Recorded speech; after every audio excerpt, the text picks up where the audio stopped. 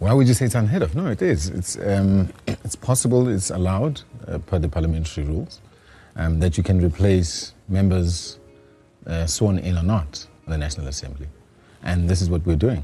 I think maybe let's put context to this. What happened?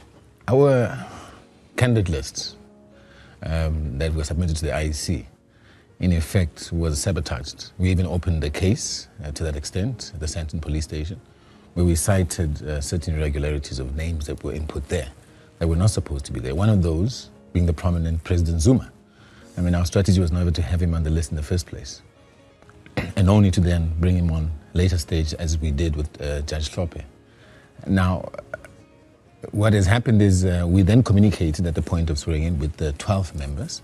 Now, when I say 12, there's 6 names that were there that we never got sworn in, and then there were the 12 that were sworn in.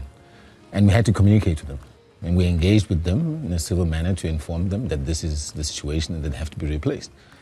And when I talk about sabotage, I'm talking about people who are putting in friends, community members, and family members onto our list.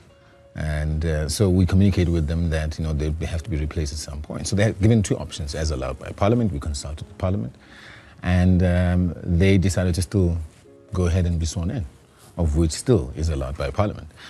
Now that they're being replaced, there's nothing untoward.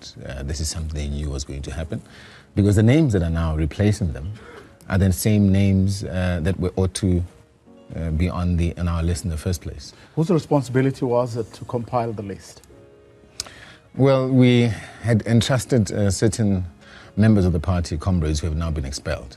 And part of the reasons why they were expelled was for exactly that. And remember, we've always been highlighting the issue of being infiltrated and all sorts of rogue elements. And we've been having to deal with that. We've been having to clean up. We're a young organization. We are forming structures. And naturally, you'll come across certain teething situations such as this.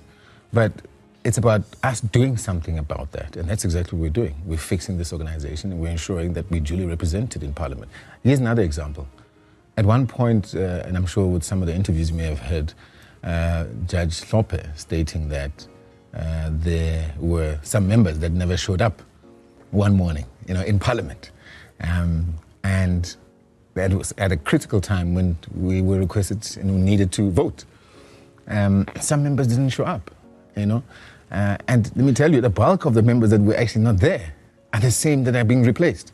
So we say we need to represent our party well. We need to have competent people, and we're highly competent. I don't think we're able to get to the point that we're at without being competent. I'm sure you've heard some of our submissions in Parliament. Wouldn't you say that those are competent people? Of course we're competent.